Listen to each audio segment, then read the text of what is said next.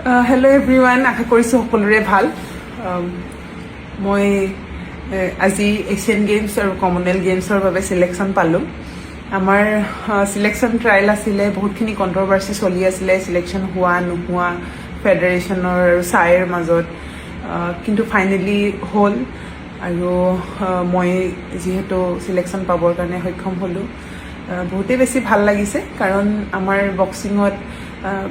বক্সিঙত বুলিয়ে নহয়, প্ৰতিটো স্পৰ্টছতে গেমছকেইটাক বেছি মহত্ব দিয়া হয়। কমনৱেলথ গেমছ হওক, এছিয়ান গেমছ হওক, অলিম্পিক গেমছ হওক, আৰু ইয়াত কোৱালিফাই হোৱাটো বহুত এটা ডাঙৰ কথা। আৰু যিহেতু এছিয়ান চেম্পিয়নশ্বিপৰ অহাৰ পিছৰ পৰাই ইয়াতে ফ'কাছ আছিলে, এই চিলেকশ্যন ট্ৰায়েলৰ কাৰণে ফ'কাছ আছিলে, আৰু যেনেধৰণে ভাবিছিলোঁ তেনেধৰণে হ'ল। এতিয়া যাতে ভালদৰে গৈ খেলি আহিব পাৰোঁ, সকলোৰে আশীৰ্বাদো বিচাৰিছোঁ। আমাৰ জুলাইত কমনৱেলথ গেমছ আছে, আকৌ ছেপ্টেম্বৰত এছিয়ান গেমছ আছে। বেছি দিনৰ গেপ নহয়, বাট তাৰ আগতো আৰু কম্পিটিশ্যন আছে। কমনৱেলথ গেমছৰ আগতো আৰু এটা কম্পিটিশ্যন চাগে খেলিবৰ কাৰণে যাম। চ' বহুতে বেছি এক্সাইটেডো হৈ আছোঁ, আৰু সকলোকে ভাবিলোঁ খবৰটো দিওঁ যে মই কোৱালিফাই হ'লোঁ আমাৰ এছিয়ান গেমছ আৰু কমনৱেলথ গেমছৰ কাৰণে। Thank U.